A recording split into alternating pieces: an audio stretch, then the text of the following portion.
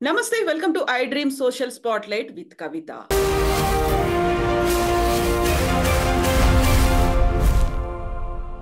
Paris Olympics లో Vinesh Phogat disqualify అయ్యారు. Final round లో తను పోటీ పడకుండానే ఆగిపోవాల్సినటువంటి పరిస్థితి ఏర్పడింది. 100 గ్రాముల బరువు ఎక్కువ ఉన్నారని ఒలింపిక్ అసోసియేషన్ తన్ని డిస్క్వాలిఫై చేసింది. అసలు తప్పు ఎవరిది, ఎందువల్ల ఇలాంటి నిర్లక్ష్యం కనిపించింది? మనతో పాటుగా ఉన్నారు స్పోర్ట్స్ కామెంటేటర్ వెంకటేష్ గారు. వెంకటేష్ గారు, నమస్కారం అండి. నమస్తే అండి. So Vinesh Phogat first women wrestler finals కి వెళ్లారు అని దేశమంతా సెలబ్రేట్ చేసుకుంది. విత్ ఇన్ అవర్స్ లోనే తను డిస్క్వాలిఫై అయిపోయింది. 100 గ్రాముల వెయిట్ ఎక్కువ ఉంది అని. అసలు ఏం జరిగింది అక్కడ? ఎవరిది లోపం కనిపిస్తోంది? అంటే ఏం జరిగింది తెలుసుకోవాలంటే మన సీక్వెన్స్ ఆఫ్ ఈవెంట్స్ ఒకసారి నేను ఎక్స్ప్లెయిన్ చేయడానికి ట్రై చేస్తానండి. యాక్చువల్గా ఏంటంటే ఈ రెజ్లింగ్ కాంపిటీషన్ 2 days జరుగుతుంది. 2 days లో మీరు ఇంకా ముందుకెళ్తుంటే 2 రోజులు కూడా మీ వెయిట్ చెక్ చేస్తారు. ఎందుకంటే రెజ్లింగ్ కానీ బాక్సింగ్ కానీ వెయిట్ కేటగిరీ ప్రకారం 50 kgs, 53 kgs, 57 kgs ఇలా డిఫరెంట్ వెయిట్ కేటగిరీస్ లో జరుగుతాయి. అంటే ఇద్దరు రెజ్లర్స్ పోటీ పడే ఇద్దరు కుస్తీలు పోటీ పడే వాళ్ళు ఇద్దరు కూడా ఆ వెయిట్ లోపలే ఉండాలి. అది బేసిక్ రిక్వైర్మెంట్. దానికోసం వెయిట్ చెక్ చేస్తారు. సో మంగళవారం రోజు మార్నింగ్ 7:30కి వెయిట్ చెక్ చేసినప్పుడు వినేష్ వెయిట్ కరెక్ట్ గానే ఉంది, 49.9 ఉంది, 50 kg లోపే ఉంది. ఆ రోజు ఆమె మూడు రెజ్లింగ్ బౌట్స్ ఫైట్ చేసింది. వరల్డ్ ఛాంపియన్ కూడా ఓడగొట్టింది. బ్రహ్మాండంగా ఫైనల్కి వెళ్ళిపోయింది. కానీ ఆ 3 బౌట్స్ ఫైట్ చేసేటప్పుడు ఏంటంటే ఆమె కొద్దిగా ఫుడ్ తీసుకుంది, మీల్ కానీ కొంత స్నాక్స్ కానీ. ఎందుకంటే ఎనర్జీ కావాలి.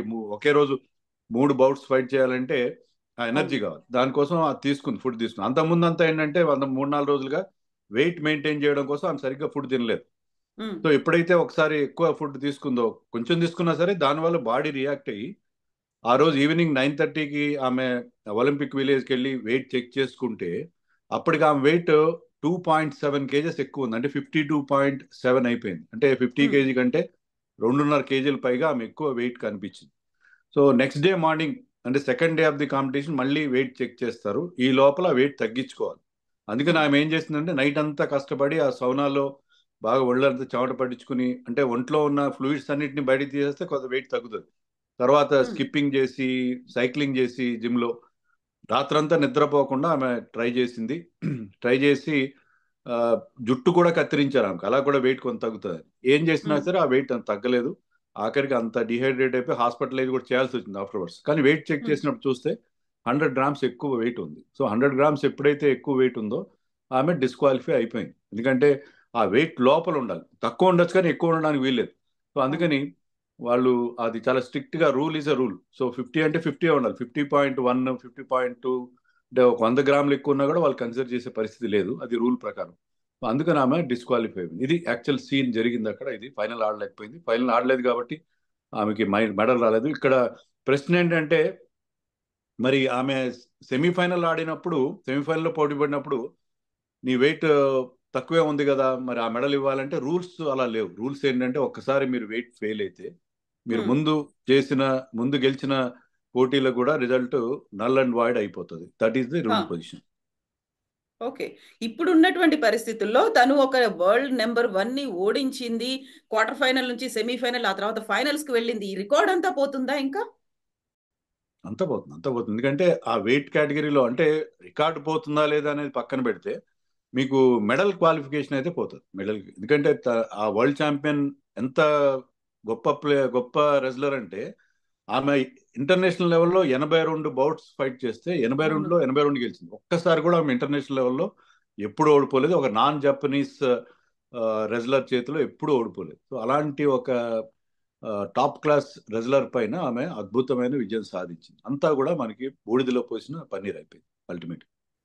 సో ఇప్పుడు సరికొత్తగా తన కోచ్ తో పాటుగా పిటి ఉషా, మిగతా వాళ్ళందరూ కలిసి ఆర్బిట్రేషన్ కమిటీ దగ్గరికి వెళ్లారు. కన్సిడర్ చేయండి, ఫైనల్ కి అట్లీస్ట్ 2 సిల్వర్లన్నా ఇవ్వండి అనే మాట. దాన్ని కన్సిడర్ చేస్తుందా? వెళ్ళారు. అక్కడ ఆర్బిట్రేషన్ కోర్టుకి అప్పీల్ చేశారు. ఆర్బిట్రేషన్ కోర్టు ఇచ్చే decision IOC, international Olympic committee మీద కూడా బైండింగే. కానీ అది ఎంతవరకు వాళ్ళు దాన్ని యాక్సెప్ట్ చేస్తారని చూడాలి. ఎందుకంటే ఎవరైనా సరే ఆ UWW అని ఒక ఆర్గనైజేషన్ ఉంది, వాళ్ళే రూల్స్ ఫ్రేమ్ చేస్తారు. ఆ రూల్స్ ప్రకారం అయితే ఈ డిస్క్వాలిఫికేషన్ చాలా వరకు కరెక్ట్. మరి ఆర్బిట్రేషన్ వాళ్ళు ఎంతవరకు కన్సిడర్ చేస్తారు? ఎలా అయితే వినేష్ ఫోగట్ అడుగుతున్నట్టుగా, సరే మీరు నన్ను ఫైనల్ ఆడనివ్వకపోతే పోయారు, ఫైనల్లోకి వెళ్ళిన నా అపోనెంట్ నా చేతిలో ఓడిపోయి ఫైనల్కి వెళ్ళిన ఆమెతో పాటు నాకు కూడా ఒక bronze medal, joint bronze medal ఇవ్వండి అని అడుగుతారు, జాయింట్ సిల్వర్ మెడల్ ఇవ్వమని చెప్పి అడుగుతున్నారు. సో అడగడం బాగానే ఉంది, కానీ అది మనకి బహుశా ఈ రోజు మధ్యాహ్నానికో ఎప్పుడో 12 గంటలకో ఇప్పుడు తెలుస్తుంది, ఈ రోజు తెలిసే అవకాశం ఉంది. ప్రస్తుతం అయితే ఐ థింక్ ప్రస్తుతానికైతే అది మనం ఒక మిణుకు మన చిన్నపాటి ఆశ మాత్రంగానే ఉంటుంది. సో ఇది అసలు ముందు నుంచి ఎక్స్పెక్ట్ చేయలేదా? కోచ్ తో పాటుగా అక్కడ ఉన్నటువంటి డైటీషియన్ వీళ్ళందరూ కూడా ఆ 100 గ్రామ్స్ బరువు అంటే ఒకే రోజు 3 ఆడింది, ఇమ్మీడియట్ గా నెక్స్ట్ డే ఆడాల్సి ఉంటుంది అంటే తను ఫైనల్స్ కి వెళ్తుంది అని ఎక్స్పెక్ట్ చేయలేదా? లేకుంటే వెయిట్ పెరుగుతుంది అని ఎక్స్పెక్ట్ చేయలేదా? అసలు ఏం జరిగి ఉంటుంది అక్కడ? దీనికి చాలా కారణాలు ఉన్నాయండి. ఇప్పుడు ఏంటంటే actually Vinesh Phogat original event ఏంటంటే 53 కేజీలో ఆమె పోటీ పడుతుంది. కానీ ఏం జరిగిందంటే లాస్ట్ ఇయర్ ఆమె మనకు తెలుసు బ్రిజ్ భూషణ్ సరణ్ అని చెప్పి రెజ్లింగ్ ఫెడరేషన్ ఆఫ్ ఇండియా అతని సెక్షువల్ హరాస్మెంట్ ఇష్యూలో ఆమె చాలా కాలం ఆ జంతర్ మంతర్, ఢిల్లీలో జంతర్ మంతర్లో రోడ్డు మీద ఉండి అక్కడే పడుకుని ఆ ధర్నా చేసింది. సో ఆ ధర్నా చేసిన సందర్భంలో ఆమె తర్వాత ఆమెకు వచ్చిన ఇంజరీ కూడా అయింది, అప్పుడు పెద్ద ఇంజరీ అయింది అప్పుడు. అందుకని last year world championship wrestling పోటీల్లో ఆమె పార్టిసిపేట్ చేయలేదు. ఆ 53 కేజీ కేటగిరీలో లాస్ట్ ఇయర్ జరిగిన వరల్డ్ ఛాంపియన్షిప్ లో పోటీ పడిన అంతిమ్ ఫంగల్ ఆమె అక్కడ బ్రాంజ్ మెడల్ గెలుచుకుంది. ఎప్పుడైతే మీరు వరల్డ్ ఛాంపియన్షిప్ లో మెడల్ గెలుచుకుంటారో మీకు ఆటోమేటిక్ ఒలింపిక్ క్వాలిఫికేషన్ వస్తుంది. సో ఆ కేటగిరీలో అంతిమ్ ఫంగల్ క్వాలిఫై అయిపోయింది. అందుకని వినేష్ ఫోగాట్ ఏం చేసిందంటే తన ఒరిజినల్ వెయిట్ కాదు అది, ఆమె బలవంతంగా వెయిట్ తగ్గించుకుని 53 నుంచి 50కి వచ్చింది. దానివల్ల ఏమైందంటే అల్టిమేట్ గా ఆమె అసలు వెయిట్ అదే ఉంది, 53 ఉంది. సో ఎంత తగ్గించుకున్నా మీరు కొంతవరకు మెయింటైన్ చేయగలరు. ఇక్కడ ఈ ఒలింపిక్స్ ముందు కూడా వెయిట్ చెకింగ్ ముందు ఆమె బలవంతంగా తన వెయిట్ ని పుల్ డౌన్ చేసుకుంది. కానీ ఒక్కసారి మీరు ఎప్పుడైనా ఫుడ్ తిన్నప్పుడు ఆటోమేటిక్ గా వెయిట్ అది బాడీ రియాక్ట్ అవుతుంది, ఒక్కరి బాడీ ఒక్క రకంగా రియాక్ట్ అవుతుంది. ఆమె బాడీ ఆ రకంగా రియాక్ట్ అయింది. ఆమె ఏదో 2.5 కిలోల ఫుడ్ తిన్నదని కాదు, ఆమె తిన్న కొద్దిపాటి ఆహారానికి కూడా బాడీ రియాక్షన్ వల్ల ఆమె అంత ఎక్కువ వెయిట్ గెయిన్ చేయడం అనేది జరిగింది. సో ఆ ఫుడ్ తినాలి తప్పదు, ఎందుకంటే ఒకే రోజు 3 పోటీల్లో పాల్గొవాలి, రెజ్లింగ్ చేయాలంటే మీకు ఎనర్జీ కావాలి. దానికోసం ఆమెకి ఎంతో కొంత ఫుడ్ తినాల్సిన పరిస్థితి కనిపించింది. ఎలాంటి ఎనర్జీ లేకుండా ఫైట్లు పార్టిసిపేట్ చేయలేరు కదా.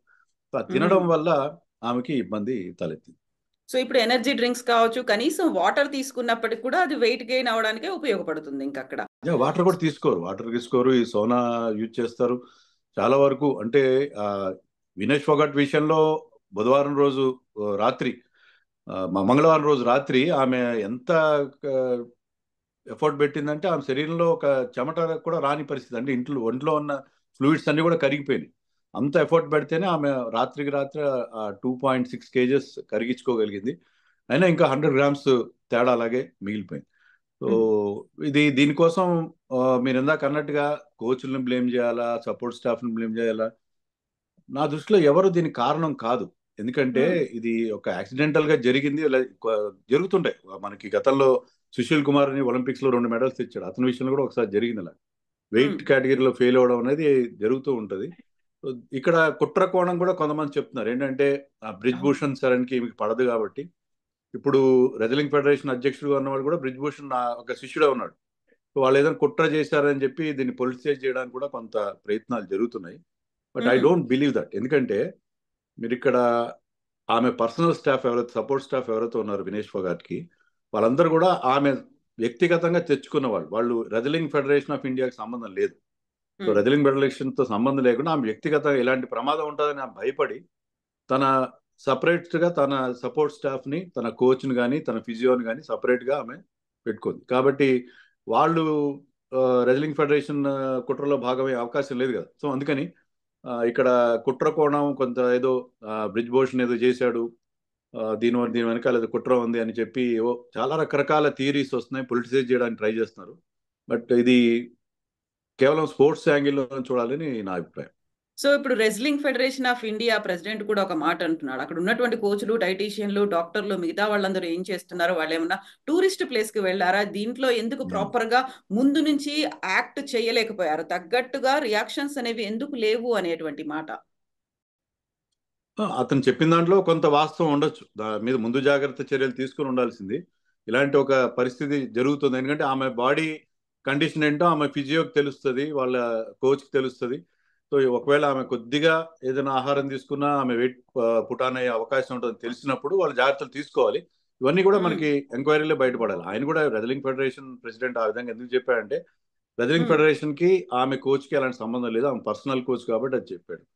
సో ఇక్కడ వాళ్ళు కూడా ఇష్యూని కొంత పొలిటిసైజ్ చేయడానికి ప్రయత్నం చేస్తున్నారు. మనం మెచ్చుకోవాల్సిన విషయం ఏంటంటే Vinesh Phogat, okay no doubt ఆమెకి పథకం కోల్పోయింది, బట్ ఆమె చేసిన ఆ ఫైట్ కానీ, ఆమె ఇంత బయట ఎదురైన వ్యతిరేకత, అసలు సెలక్షన్ ట్రయల్స్ లో ఆమె క్వాలిఫై అవడం గొప్ప విషయం. ఆమెకి అంత వ్యతిరేకత ఉండి రెజ్లింగ్ ఫెడరేషన్ నుంచి క్వాలిఫై అయిన తర్వాత ఒలింపిక్స్కి వచ్చి తనకంటే టాప్ ర్యాంక్ లో ఉన్న రెజ్లర్స్ పైన గెలిచి ఈ స్థాయికి వచ్చి మెడల్ అనేది ఒక కొలమానం కాదేమో అనుకుంటున్నాను. ఆమె ఎఫర్ట్ ని మనం మెచ్చుకోవాలి. దీన్ని పొలిసైజ్ చేయాల్సిన లేకపోతే తప్పులు పట్టాల్సిన అవసరం లేదు.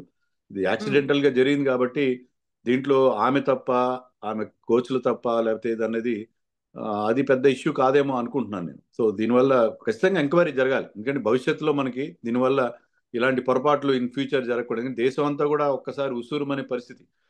మనందరికీ ఒక మంచి మెడల్ వచ్చేసింది, సిల్వర్ కంపల్సరీ, లేకపోతే గోల్డ్ కూడా వచ్చే అవకాశం ఉందని చెప్పి మనం మంగళవారం రాత్రి వరకు అనుకున్నాం. బుధవారం మన కళ్ళన్నీ కూడా ఆవిరైపోయినాయి. సో ఇలాంటి సిచ్యుయేషన్ మళ్ళీ ఎదురవకుండా జాగ్రత్తలు తీసుకోవాలంటే ప్రాపర్ ఎంక్వైరీ జరగాలి. కానీ దీంట్లో ఆమె ఏదో తప్పు పట్టే పరిస్థితి ఉండకూడదు, ఆమెను ట్రోల్ చేయడం కూడా కరెక్ట్ కాదని నేను భావిస్తున్నాను. ఇక్కడే వెంకటేష్ గారు ఇంకొక వాదన కూడా వస్తుంది. ఇప్పుడు ఇద్దరు బాక్సర్లు, వాళ్ళు బయోలాజికల్ మేలా లేకుంటే వాళ్ళకి వై క్రోమోజోమ్ ఎక్కువ ఉంది, అసలు ఉమెన్ కేటగిరీలో మెన్ ఎలా ఫైట్ చేస్తారు, వాళ్ళని అలో చేసినటువంటి ఐఓసి వినేష్ పోగొట్ని 100 గ్రాముల బరువు ఎక్కువ ఉందని పక్కకు డిస్క్వాలిఫై చేశారు, పక్కన పెట్టారు అనే మాట. ఈ రెండు ఇష్యూల్ని మనం కంపేర్ చేసి సేమ్ ఒకే రకంగా ఆలోచించవచ్చు అంటారా? మీరు చెప్పిన ఉమెన్ బాక్సర్స్ విషయంలో వాళ్ళు బయోలాజికల్ మేల్స్ అనడానికి ఖచ్చితమైన ఆధారాలు లేవండి. ఎందుకంటే ఐఓసి ఏం చెప్పారంటే మా మా క్రైటీరియా ప్రకారం, జెండర్ క్రైటీరియా ప్రకారం వాళ్ళు ఫిమేల్స్, వాళ్ళ పాస్పోర్ట్లో ఫిమేల్ అనే ఉన్నది. వాళ్ళు మేల్ ఎలా అవుతారో వాళ్ళు మీరు అన్నట్టుగా వాళ్ళకి మామూలుగా మన సెక్స్ డిటర్మినేషన్ ఎలా జరుగుతుందంటే ఎక్స్ఎక్స్ క్రోమోజోమ్స్ ఉంటే సెక్స్ క్రోమోజోమ్స్ ఫీమేల్స్ అని, XY క్రోమోజోమ్స్ ఉంటే మేల్ అని చెప్పి మనకి ఆ సెక్స్ డిటర్మినేషన్ జరుగుతుంది. మీరన్న ఇద్దరు boxers, Algeria and Chinese Taipei boxers, వాళ్ళిద్దరికి XY క్రోమోజోమ్స్ ఉన్నాయి. తర్వాత ఆ మేల్ హార్మోన్ టెస్టోస్టెరాన్ అవి చాలా ఎక్కువ రేంజ్ లో వాళ్ళకి ఆ హార్మోన్ రిలీజ్ అనేది కూడా ఉన్నది, కరెక్టే. కానీ ఇలాంటి చాలా సందర్భాల గతంలో కూడా ఉన్నాయి. అలా ఉన్నంత మాత్రాన వాళ్ళు మేల్ కేటగిరీలోకి రారు, వాళ్ళు ట్రాన్స్జెండర్స్ కూడా కారు. They are still continues to be females. అది ఒక సైంటిఫిక్ థింగ్ ఉంది, డిఎస్డి అని చెప్పి. అది దాని ప్రకారం డిఫరెన్సెస్ ఇన్ సెక్స్ డిటర్మినేషన్ ఏదో సంథింగ్, దాంట్లో ఏంటంటే అలాంటి కొన్ని డిజార్డర్స్ ఉంటాయి కొంతమందికి. అందరూ ఒకే రకంగా ఉండరు కదా.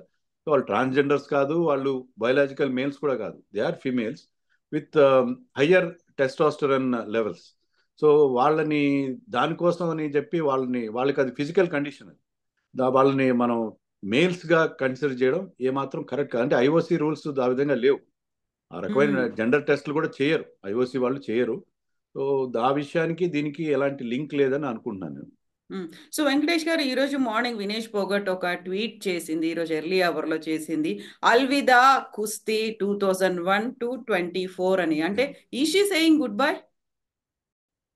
అంటే చాలా హార్ట్ బ్రేకింగ్ మూమెంట్. మనకే ఇంత బాధగా ఉంటే ఆ సిచ్యుయేషన్ లో ఆమెకి ఎలాంటి పరిస్థితి ఉందో మనం అర్థం చేసుకోవచ్చు. ఎందుకంటే ఆమెకి రెండు రకాల బాధలు. ఒకటి ఏంటంటే తన ఇప్పుడు ఎదురైన ఈ పరిస్థితి, తర్వాత ఇండియా వెళ్ళిన తర్వాత ఆమె ఏదో తప్పు చేసింది, ఆమె ఏదో దోషిగా చూసే పరిస్థితి మనం చేయకపోయినా రెజ్లింగ్ ఫెడరేషన్ కానీ చాలా మంది ఆమెని తప్పుబట్టే పరిస్థితి ఉంటుంది.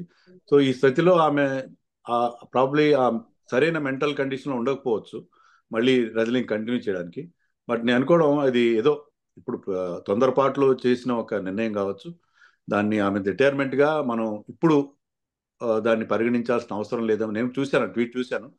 But I'm not attaching too much importance to it. ఎందుకంటే డెఫినెట్ గా ఆమె మళ్ళీ కొన్ని రోజులు కాస్త స్థిమితపడిన తర్వాత ఈ సిచ్యుయేషన్ నుంచి తన మనసు మార్చి, ఎందుకంటే ఇలాంటి ఒక మనకింత మంచి రిజల్ట్స్ ఇవ్వగల ఒక రెజ్లర్ ని మనం గౌరవించాలి. ఈవెన్ ప్రైమ్ మినిస్టర్ మోడీ కూడా ఆమెకి ట్వీట్ చేసిన ట్వీట్ కూడా చాలా ఆమెను ఓదార్చే విధంగా ఉన్నది.